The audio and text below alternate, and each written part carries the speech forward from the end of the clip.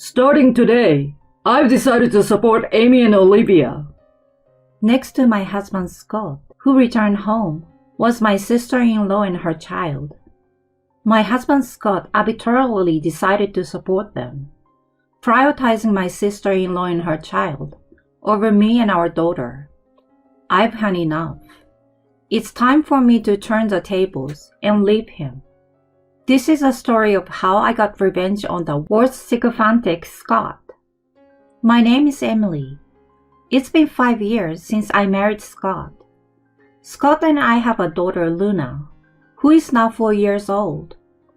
Our daughter, who was born soon after our marriage, is very lovely and a treasure of ours. Scott and daughter are my cherished family.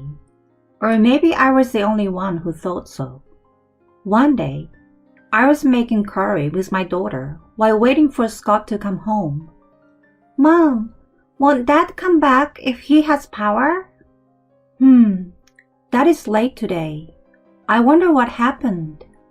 Normally, Scott, who should return straight home, hasn't come back even after 7:30 p.m. on this day.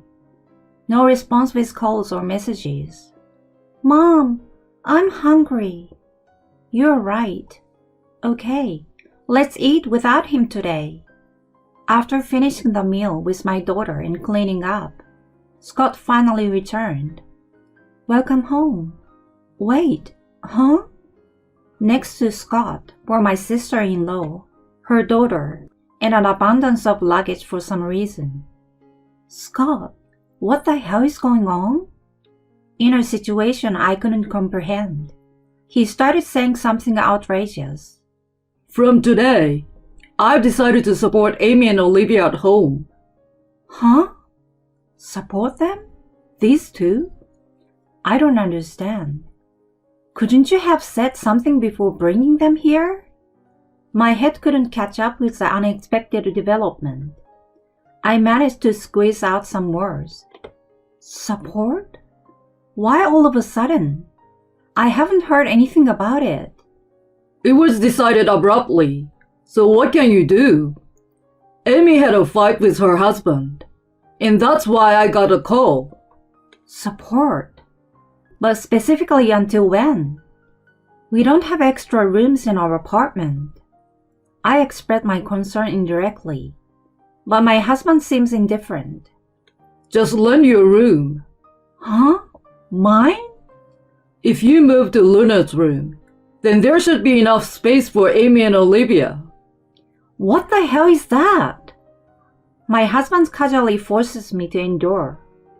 I can't understand why I should endure the inconvenience. I really don't understand.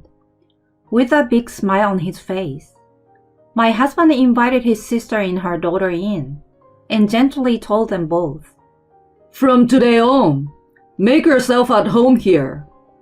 Without so much as a sorry to bother you, the two of them barged into the house. They promptly sat on the sofa and started watching TV. I pulled my husband aside and questioned him in a hushed voice. What do you mean by suddenly deciding to support these two? Our house doesn't have the space for it. Scott sighed and gave me a displeased look. Come on, can't you? Amy's in trouble. How can you be so indifferent? Don't you think you should at least consider helping her out a little? No, it's not that. I don't mind them staying at our place for a while, but supporting them is different, isn't it? At least they should contribute to the food expenses. What? Are you a miser too? Amy doesn't work, so obviously it's impossible. This is ridiculous. I don't care about your opinion. My important sister is in trouble. As the head of the household, I've decided to support her, so you should just follow it quietly. With that, he started playing games with his sister and niece. Moreover, the curry I had saved for tomorrow was eaten up by my husband, sister-in-law, and her child. Make something more nutritious for my niece. He criticized me while pampering his sister's daughter. Had he ever thought about the nutrition in the meals for his own daughter? He was so kind to his sister's happy niece. But what about my daughter? My husband completely took his sister's side, ignoring my opinions. Instead, he treated me, who was concerned about living expenses, as stingy. Can't contribute to food expenses because she doesn't work? That's not something new. Even if they're in trouble, our house doesn't have the capacity to support them for free indefinitely. The next day, and the day after that, my husband pampered only his sister and niece, not even sparing a glance for me and our daughter. Amy, I bought her cake because you said you wanted one. Oh, Scott, thank you. There was a toy of Olivia's favorite cartoon, so I couldn't resist getting it. Wow, thanks, Uncle. The cake is only for my sister and niece, and of course, the toy is solely for my niece. My daughter and niece are about the same age. I think that my daughter is young enough to want cakes and toys. However, just a little more patience. If my sister-in-law and her husband make up, they will leave this house. And then, our family life will return. That's what I told myself, somehow controlling my anger. Then one day, my daughter said to me, "Mom, does Dad like Olivia more than me?" "Huh?" "Because he's always kind to Olivia. Dad doesn't respond when I talk to him." Saying that, my daughter had tears in her eyes. Feeling indescribable emotions, I hugged my daughter tightly. "It's okay, because Luna's dad is Papa." Even though I managed to defuse the situation at that moment, things couldn't continue like this. Later, I approached my husband, urging him to make changes. Luna is feeling lonely. It's fine to show affection to Olivia, but please, pay attention to Luna as well. Huh? Fine, I get it. It's annoying. Annoying? We have our own child, right? It's not Olivia, okay? Yeah, I get it. Luna can entertain herself, right? Despite conveying my daughter's feelings to my husband, the situation didn't improve easily. My daughter looked at my husband, who was happily playing with my niece, with sad eyes. However, my sister-in-law didn't take the place of my husband in caring for my daughter. My husband and sister-in-law were always focused on Olivia. I was the only one who cared about my daughter, but she still seemed somewhat lonely. By the time a month had passed since we moved in together, our lives were in shambles. Although I was barely making ends meet, my sister-in-law and niece had their way, and no matter how much I cleaned, the rooms were a mess, and I never had a moment to relax. I couldn't endure this life any longer. Finally, I approached my husband and brought up the conversation. "I've had enough. Seriously, think about what we are going to do in the future." What's gotten into you all of a sudden? We've been talking about this for a while, haven't we? Our living conditions are getting tougher. And what about Amy and her daughter? You're not thinking of living together forever, right? It can't be helped, right? She's still having issues with her husband. Then, you should either divorce or have a serious talk, right? It's been a month already. I've reached my limit. Please, consider the feelings of our family. Having such a conversation was sure to put my husband in a bad mood. Yet, for the sake of my daughter and the future of our family, it was crucial to have a proper discussion. Luna loves you a lot, you know. If her beloved dad is being overly kind to other kids, of course she will feel upset. I strongly conveyed our daughter's feelings more than mine. Considering he's a father, I thought if he understood how lonely our daughter must be, surely he'd change his attitude. However, What came out of my husband's mouth were unexpected words. Amy is my sister. Your family is particularly the same. So why can you say such cruel things? You're inhuman. Inhuman? Me? Suddenly hearing incomprehensible words, my thought came to a halt. I don't particularly dislike my sister-in-law and her daughter. I just felt that if the current situation continued, I needed to address it. Yet, my husband spoke as if I were the villain. I've thought this for a while. You're cold. I know Amy is in trouble, and Olivia is lonely and separated from her father, so I have to take care of her. You've got your daughter with you, so you deal with it. Wait a minute. Even though I covered all the expenses for our life, why do Luna and I have to endure this? If we are contributing to the household budget, it means it's also coming from my salary, right? It's obvious, isn't it? Amy is my sister. In other words, for you, who is my wife, she's family. Yet you're always saying such cold things. Aren't you ashamed of yourself? Raising his voice, my husband attacked me unilaterally, asserting that his life and Amy's life are important. He stared at me with cold eyes. To my disbelief, he even uttered words that were hard to believe. Amy says she wants to continue living like this, and from now on, the two of us will support them. We will take care of everything, including meals and living arrangements. At that moment, the faint hope I had clung to was instantly shattered. The idea that if we talked, he might understand, or that our previous life might return, now seemed utterly foolish. I looked straight at my husband and spoke. Fine. Then we'll get a divorce. Huh? My husband wore an unbelievably foolish expression, as if he couldn't comprehend my statement. After a brief silence, he stared directly at me. Divorce? What are you suddenly talking about? It's a joke, right? I wouldn't joke about something like this, would I? If you're going to ignore my feelings, then I won't consider yours either. I will only do what I think is best for Luna and our happiness. It seems he hadn't anticipated the idea of divorce being brought up. Provokingly, he challenged me with an indifferent attitude. Huh? What are you talking about? Divorce?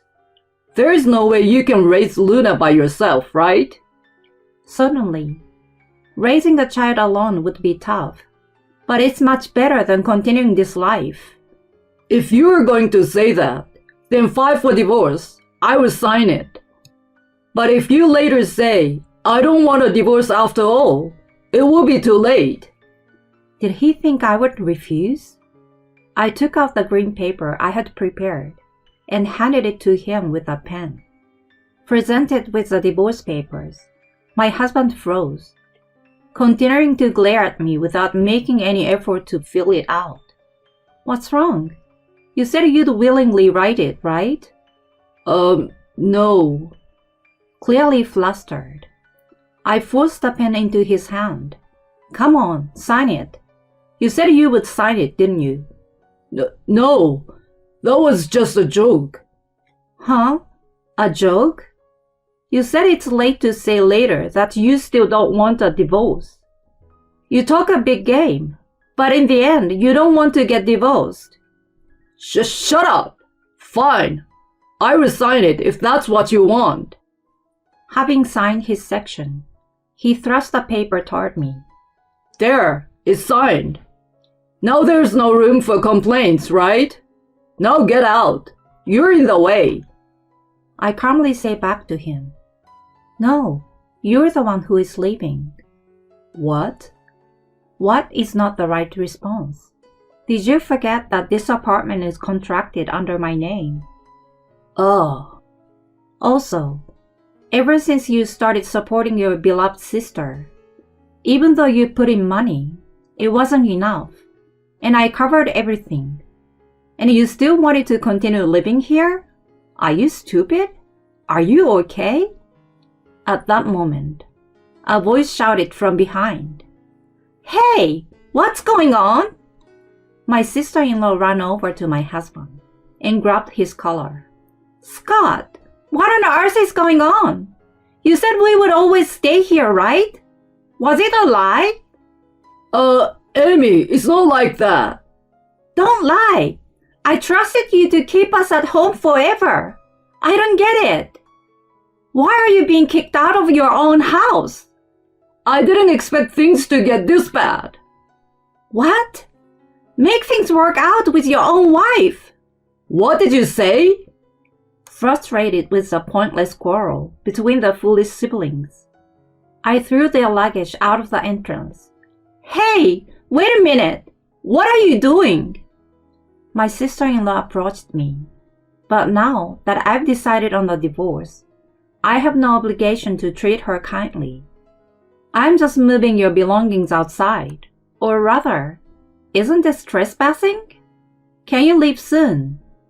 I spoke in a low voice, causing Amy to shiver and step back. Hey, you don't have to throw our belongings out. I turned to face my husband. Hey, can you leave soon? I no longer have any use for you. You? How dare you say that to your own husband? I'm not a wife anymore, but an ex-wife. I didn't think you were such a cold person. Too bad. You stepped on my landmine. If you like that child more than your own, why not live happily together at 3? Where are we supposed to go if we live here? Are you planning to kick us out? I don't know. Do whatever you want. Come on, leave already. I might as well call the police. Confirming the reluctant departure of my husband and sister-in-law, I closed the door of the house. I would probably never see them again. Glancing around the room, I noticed my daughter looking at me with a puzzled expression. Mom, where's Dad? Sorry, Luna. Is it okay if it's just me and you from now on? My daughter hesitated for a moment, showing a thoughtful expression, but quickly returned to a smile. All I need is you, Mom. If I'm with you, Mom, that's all that matters. I hugged my daughter tightly as she ran towards me. Even without a husband like that, we will be fine. I'm sure we can be happy together, just the two of us. Days later, I repeatedly explained the situation and returned my husband's family's belongings to his parents' house. As expected, my husband and sister-in-law seems to have returned to their parents' house. However, it seems they were kicked out and disowned by their furious parents. They are currently living in a small apartment, rented with my ex-husband's money. Well, if that's what they wished for, it's their problem. I learned later that the reason for the dispute between my sister-in-law and her husband was her spending habits. Now, her husband is demanding back the money she spent. I receive disgusting messages from my ex-husband almost every day. I was wrong, so please forgive me. I love you and Luna the most. I want to go back to being a family. Of course, I didn't respond to any of them. They went straight to the trash. My daughter doesn't want to see her father anymore, so there is no intention of meeting him. To avoid being forcibly confronted, I plan to move soon. For the sake of my daughter, I want to shower her with a lot of love. Even without a father, I hope she can find happiness in her life.